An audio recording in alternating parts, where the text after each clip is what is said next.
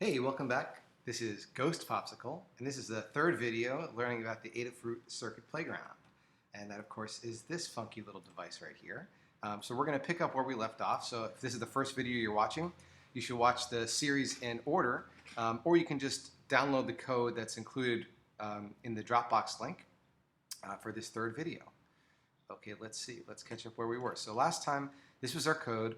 We included the library needed for the Circuit Playground. We said for it to begin, and then in here in the loop, these are all the things we had it do. We had it blink LED, light all pixels, and we double slashed them out. The last thing we did was read all values, and so that should be what's still in there. So if I click on the serial monitor up at the top here, it's going to show me all the values coming out, and we're going to use some of those here. We're going to use the tilt and possibly some of the others. While we're on this, I'm going to see if we're going to have any luck with our other option, our serial plotter. And so if you go to Tools, Serial Plotter, if we're lucky, we'll see all these ridiculous numbers coming out here. And so that's what all these are here. There's a color coding here as far as which one's which. And this is all those different values. So I can put my hand in front of it and I can see the blue one changes. So that's the light sensor that's changing down there. And then all the others, if I come talking through it, whoa, whoa, whoa. The one that moved, I couldn't really see, would have been the volume sensor. Okay, anyway, great, we've got that. Just to note that if you want to make sure every time you plug in your Circuit Playground, it connects. And so if you click at Tools at the top, and you go to Board, so it looks like last time I used this computer, I was using a different Arduino, a Mega 2560. So I need to go back and select this one, so the Adafruit Circuit Playground. I'm going to select that. That way we know which microcontroller we're using.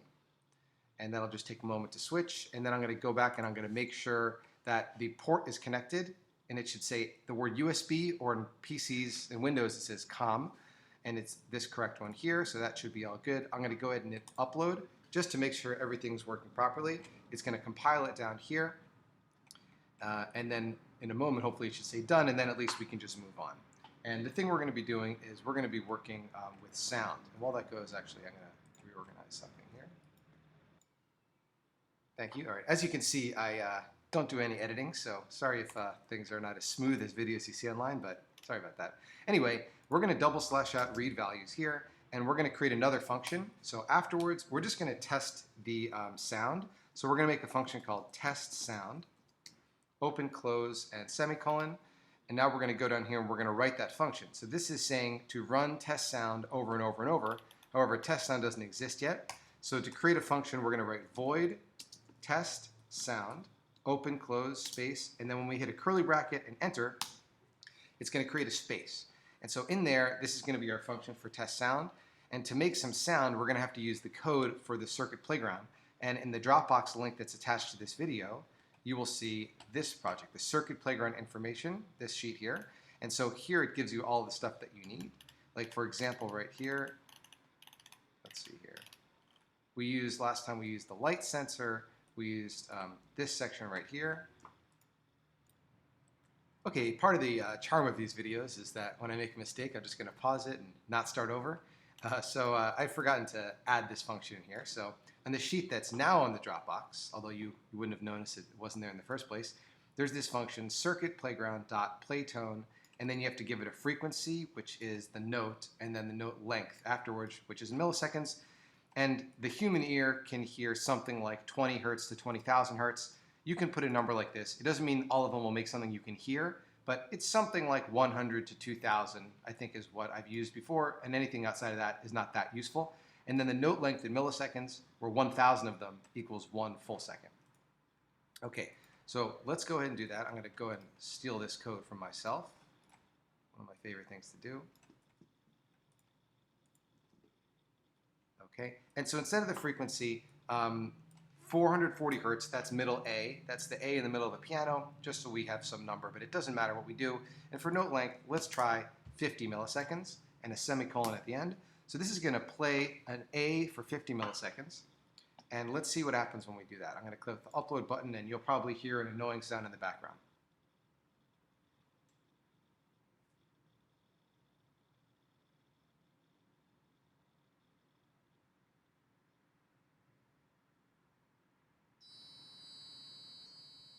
can sort of hear the note ending each time. Sometimes it just runs into itself. Okay, so I'm going to try this. Let's see, what if I put a delay afterwards? That's 50 milliseconds. That way at least the Arduino knows to wait 50 milliseconds before it does anything else. Let's see if this makes any difference.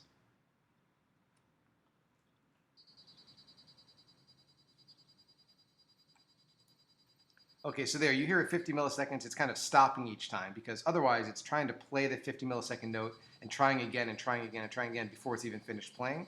So putting that delay afterwards is pretty useful. All right, so I'm going to put a double slash on test sound here and upload because we don't want this to make an annoying sound, and unplugging it from the USB, it could take a little time to redo for the computer to reset. So there we go. Okay, so that's how we make our test sound. And of course we can play a bunch of different things. So like for example, I'll try something else. I'll try a couple different, another frequency. So if that's 440, what if I just take that 440 and I double it, 880, which for you music nerds knows that's going to be an octave. And so I'll double slash out test sounds, and now we should hear two notes alternating between each other that are octaves. It'll sound kind of good and kind of bad. That sounds pretty good. All right, I'm going to double slash that out. Okay, so we don't have to stick to notes like 440 and 880. We can choose any note we want.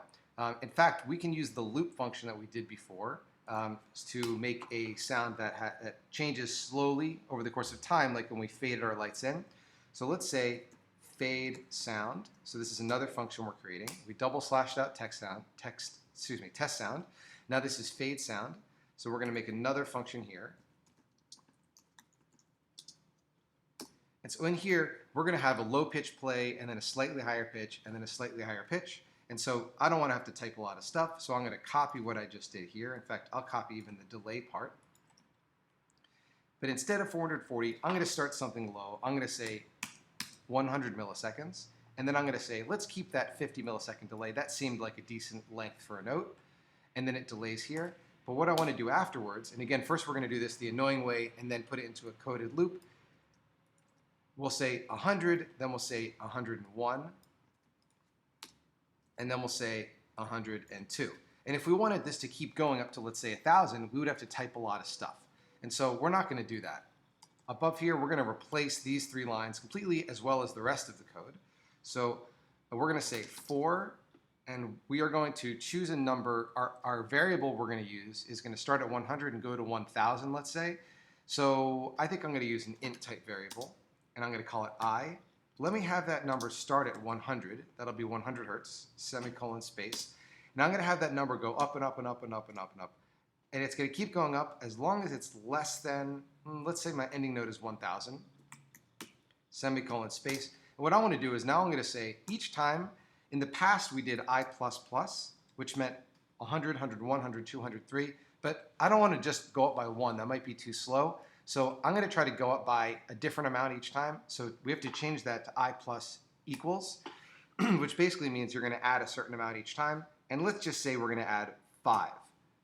And I'm going to go ahead and after this, put a space, curly bracket, enter. Now my code's going to go inside here.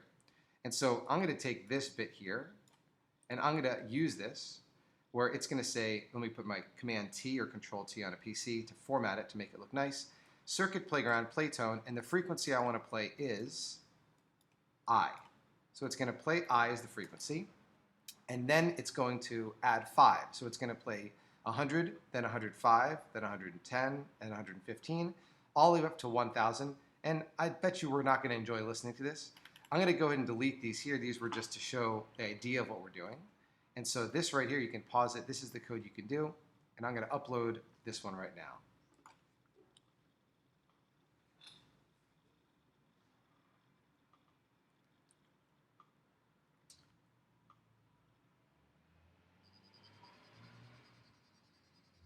I'm not sure how much you can hear or how much you want to hear, but it's rising. I mean, it's kind of cool, actually. Okay, so let's go ahead and let's play with this a little bit. So I'm going to double slash out fade sound and upload it just so it's not playing while we're talking here. Okay, so as you can see, I mean, my philosophy is learning like this doing small changes, doing things the simple way than the more efficient way. So what we're going to do here is we're going to say, okay, let me make some space above. And it seems like I could see this delay happens here twice. So anytime something happens twice or more, I think it makes sense to have it as a variable. Now our delay of 50 milliseconds is about right. I don't think it's going to go too high. It's not going to go above 255. So because the value will be between 0 and 255 always, I can save space by storing that variable as a byte instead of an int. An int is like a bucket. It holds a lot. A byte is like a thimble. It holds a little, small number. We're going to call it delay time, and we're going to make it equal to 50 milliseconds.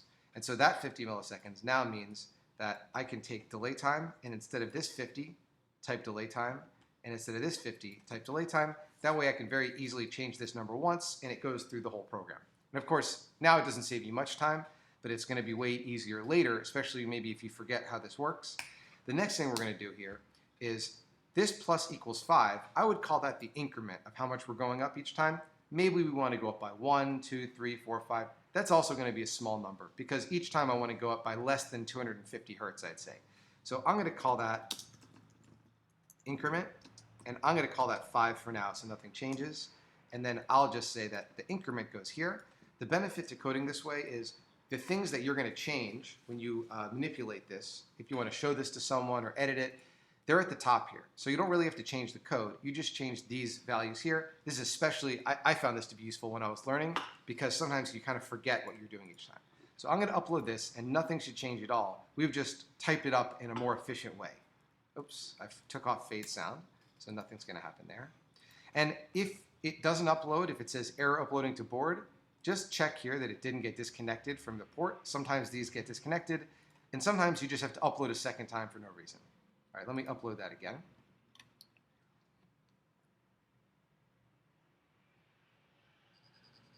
So it's the same exact thing, but it's way too slow for me. I mean, I think the increments are too slow. So now I can change the increments here. And what if I just change it to 50? So it's going up by 50 hertz each time.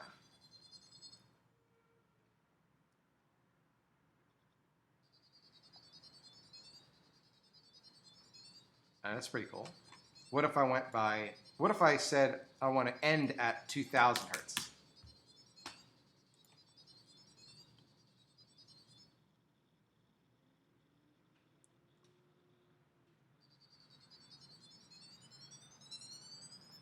All right, that's pretty cool. Let me try going up by 100 hertz each time. I'm kind of tuning this in to make it a sound effect that I like.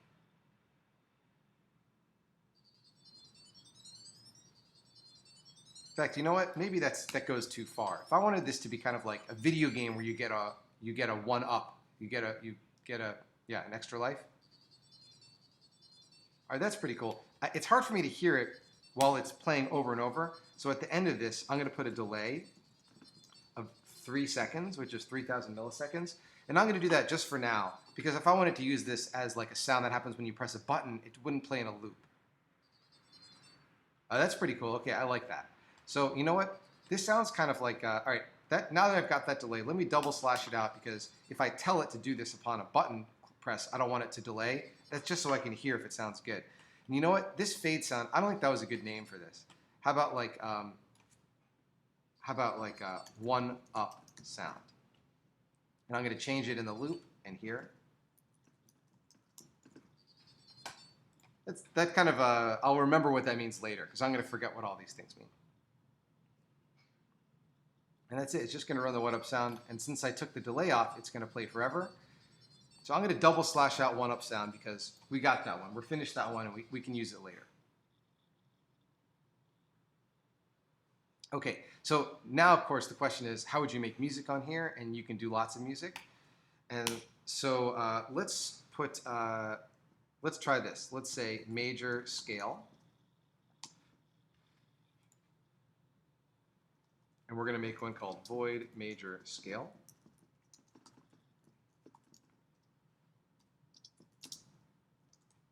Okay, so now here's our function for major scale. The problem is I happen to know one of them, 440 is A, but I don't know the rest. I haven't memorized them. And so that's where we're going to use the other another file that I've attached here.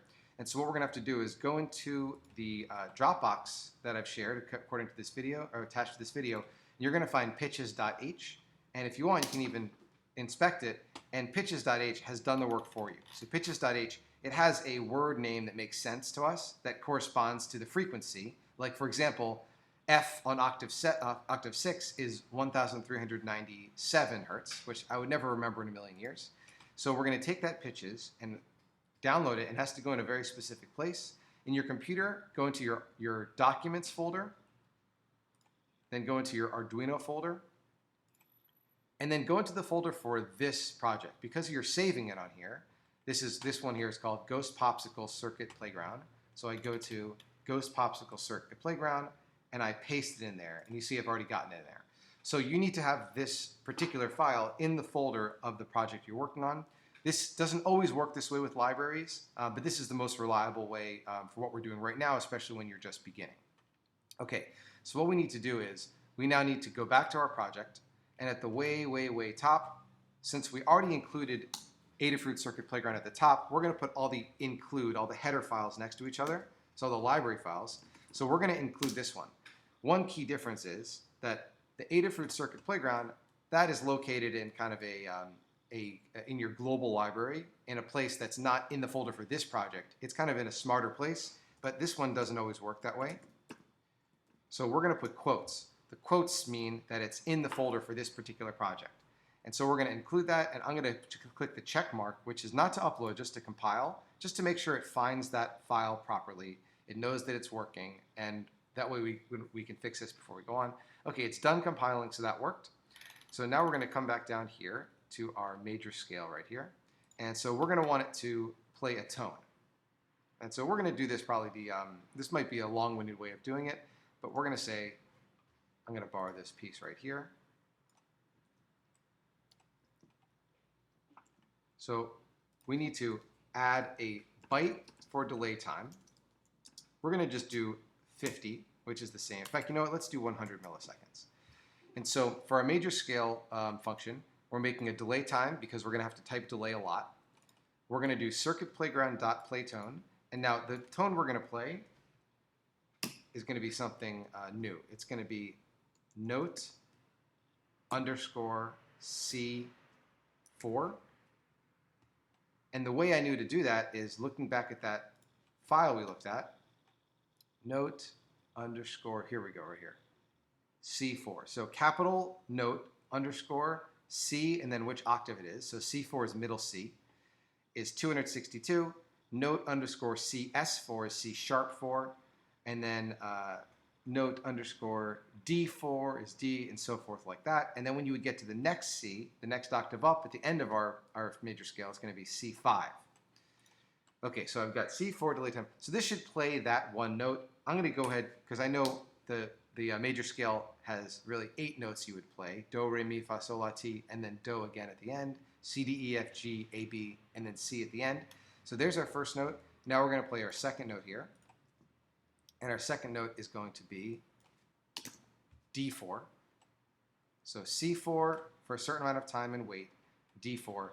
And although there are some better ways to do this, for now, we're going to do it this long-winded way. There's my E, so C, D, E, and F, and G, A, just 2 more, B, and now this last one, this C, it's not C4 again, it's the next one up, it's C5. So let's see if I did this properly here.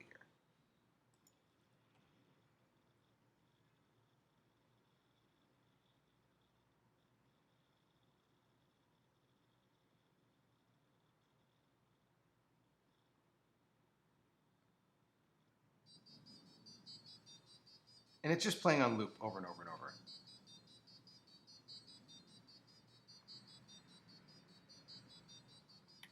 Sweet. Okay. I'm just going to /out major scale and upload it. So we're playing that, so we got how to play some notes. And of course, from there, you can play whatever notes you want. Instead of delay time, if you're trying to play, for example, like the theme from a video game, you may not want every note to be the same length. So you might have one note be 100 milliseconds, the next one to be a different amount of time. And we might do that in a different video. For here, I'm just going to kind of keep showing a bunch of different functions that we can do. So here's one I think that's really fun. Tilt pitch.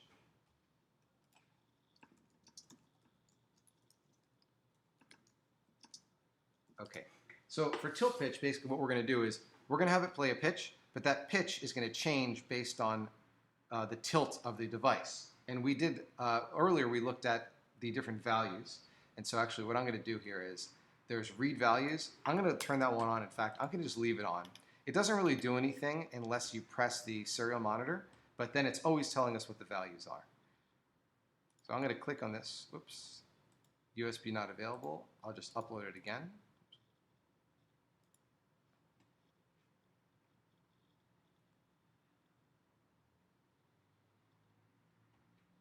Okay, let's see, and I'll click here. Okay, so here are the values. So I'm going to see if I can take a look here, and here's my X right here. And I'm going to tilt the device a little to the left. It goes down and tilt it up. In fact, I'm going to just pick it up off of my clip I have. I don't know if I can't really show you at the same time. But my X goes from -10 to +10. And we're looking right here. And so those are my values, my -10 to +10. So, okay. So what I'm going to do here is we're going to... Okay, so we want, we're going to create a variable that's going to hold what frequency we want to be played. And so that's going to be called beep pitch. And so that beep pitch, we would like it that since our pitch goes from -10 up to 0, then +10, we want it to be that if the tilt is at -10, that's the lowest pitch. And if the tilt is at +10, that's the highest pitch. And fortunately, there's a function for that, which is called map. So we're going to say, we're going to map where beep pitch is derived from, or it's scaled from, or it's proportional to the reading for X, which is going to be circuit, playground, motion, X. So basically, it's going to take its value by looking at motion X, and we're going to say motion X's lowest value is -10. Motion X's highest value is +10. And when we're going to map that to beep pitch, we want the results lowest number, meaning when the tilt is at -10, the pitch is 500. And when it's at +10, the pitch is 1500. And so this right here, this map function is really, really useful. It's going to basically map the pitch integer to the motion X. And that's good.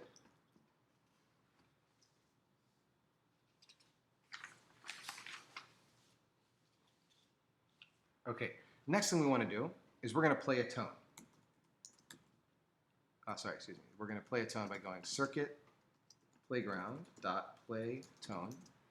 And so this is exactly like we did before, except the tone we're playing, it's not going to be C or D or 200. It's going to be whatever this is. So whatever this value is, that's going to be a frequency that is between 500 and 1500, and it's going to change based on the tilt. And so we're going to just have the frequency be beep pitch. And now we need to have a certain amount of time that we wait. And so you know what we could do? I think we could do the same thing here. We could say delay time. And afterwards, we're going to delay a certain amount while we're waiting for the pitch to be played. Delay time. And then we just need to create that delay time. So we know that our delay is going to be a small number. So we're going to make it a byte. Let's just say 100, because that's what we were doing earlier. And so this here should be all you need to do. And I'm going to upload it. And because my circuit playground is still and not being moved, it's going to play the same pitch over and over.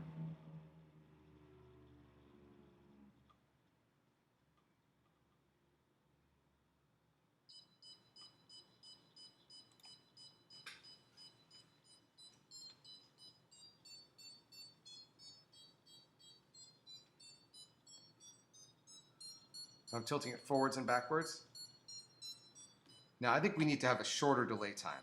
So back in the code here, I'm going to change this to, let's try 25 milliseconds.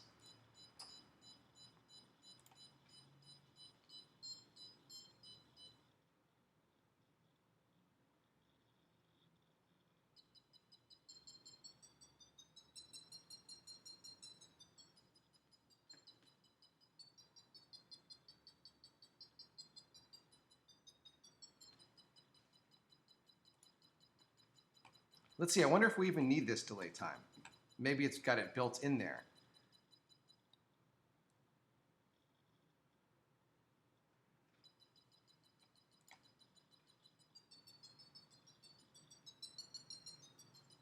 Yeah, you know what? I think for the circuit playground, it seems like they've built that in, so we may not need that one.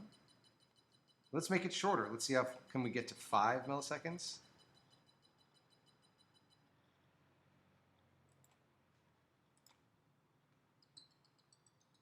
I think it's too short. It doesn't really get a chance to play the note. I'm going to try 15.